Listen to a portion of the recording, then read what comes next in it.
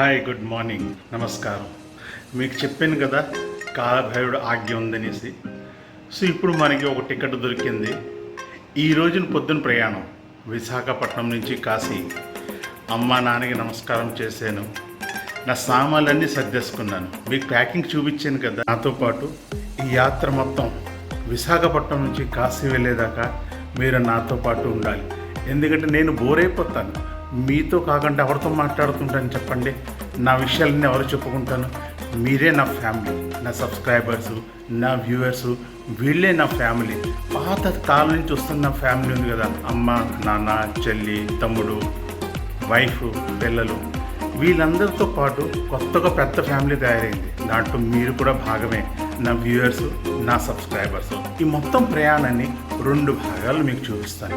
ఇప్పుడు కొద్దిగా సేపట్లో మా ఆవిడ కాఫీ ఇస్తుంది, తాగేస్తాను. తాగేసి కిందకెళ్ళి ఆటో పట్టుకుంటాను. అయితే ఒక విషయం చెప్తాను, ట్రైను లేట్ అయింది, రీషెడ్యూల్ చేశారు. విశాఖపట్నం నుంచి కాశీ స్పెషల్ ఉంది కదా, పొద్దున్న 4:20 అది రైట్ టైము, కానీ రీషెడ్యూలింగ్ అయింది.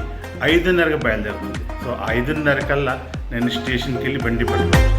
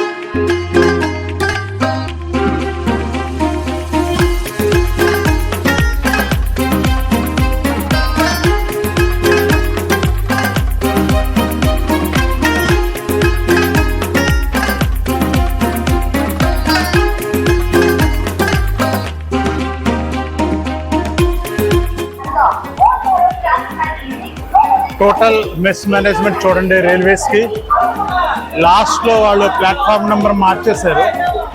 ప్లాట్ఫామ్ నెంబర్ 8కి బదులు ప్లాట్ఫామ్ నెంబర్ 5 అన్నారు. అక్కడ మొత్తం బ్రిడ్జ్ మొత్తం ప్యాక్ అయిపోయింది. అదేవిధంగా ఇక్కడ కూడా మొత్తం ప్యాక్ అయిపోయింది. అదే కానీ రైల్వే వాళ్ళు కాస్త ముందు కానీ చెప్తే అది మనకి ఈజీ అవుతుంది. ఎందుకంటే యాప్స్లో అయితే ఆల్రెడీ చెప్తున్నాడు బండి 2.5 గంటలు లేట్ అవుతుంది అనేసి, కానీ రైల్వే వాళ్ళు మాత్రం అనౌన్స్ చేయటం లేదు. Just 15 minutes before. సో ఆలోచించిన పేషెంట్స్ ఉంటారు, ముసలి వాళ్ళు ఉంటారు, చిన్నపిల్లలు ఉంటారు, లగేజ్ ఉన్న వాళ్ళు ఉంటారు, వాళ్ళు ఎలా వెళ్తారు? సో ఈ విధంగా అయితే చాలా కష్టం కదా. ఇది విశాఖపట్నం బనారస్ ట్రైన్. ఇప్పుడు నా రిజర్వేషన్ ఏమని B4లో అయింది. B4 వెనకాతలకు వెళ్ళాలి. సరే, మనం ఏం చేయలేం. ఇండియన్ రైల్వేస్ మన అందరికీ తెలిసిందే ఎలా పనిచేస్తున్నారు. వికసిత్ భారత్ కదా. వికసిత్ భారత్లో మరి షాయద్ ఇలాగే అవుతూ ఉంటుంది. ఏ ట్రైన్ అయినా ఏ ప్లాట్ఫామ్ మీద పార్కింగ్ చేసేసుకోవచ్చు, వచ్చి అనమాట. సో ఖైర్ ఏదైంది అయిపోయింది, ఇది అయిపోయింది. సో ప్రస్తుతం నేను నా కోచ్లో వెళ్ళాలి. B4 నా కోచ్ నెంబర్. ఇది B1 మీరు చూస్తున్నారు, విశాఖపట్నం బనారస్.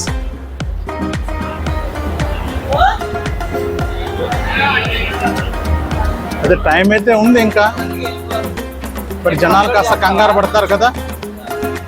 సామాన్లు పట్టుకుని వెళ్ళాలి, పిల్లలతో పాటు వెళ్ళాలి, ఇవన్నీ ఉంటాయి. సరే ఏదవనండి, మొత్తానికి కాలభేడు దైవాల రిజర్వేషన్ జరిగిపోయింది.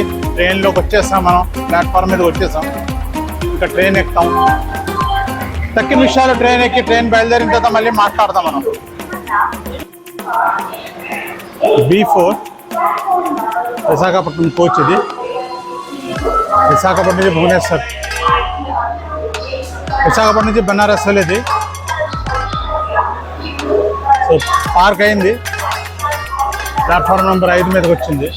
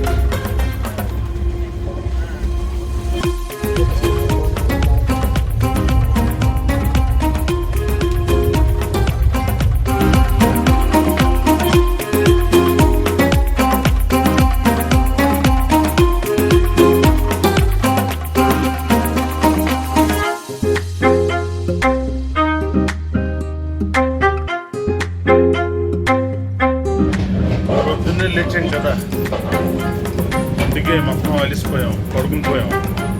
కొంచెం మా ఫ్రెండ్ తెచ్చి టిఫిన్ చేసేస్తాం, పడుకున్నాం. ఇప్పుడు లేచాను, మరి మధ్యాహ్నం భోంచాను, రాత్రికి ఏదో ఒకటి తీసుకుంటాను. కొద్దిగా సేపు సంబల్పూర్ వస్తుంది. సో సంబల్పూర్ స్టేషన్ మనం ఒకసారి చూద్దాం. సంబల్పూర్ స్టేషన్ వచ్చేస్తుంది. బండి 3.5 గంటలు లేటు ఇంచుమించు. చూద్దాం ఏంటవుతుంది అన్నది. కాలభైరుడు ఆజ్ఞ ఎలా ఉంటే అలాగే ఉంటుంది కదా, అదే అనమాట. Visakhapatnam Varanasi junction express platform number 3 पर खड़ी है। यात्री माने दयाकरी ध्यान दियंतु। गाड़ी number 18311 Visakhapatnam Varanasi junction express train number platform 2 तिरामुयल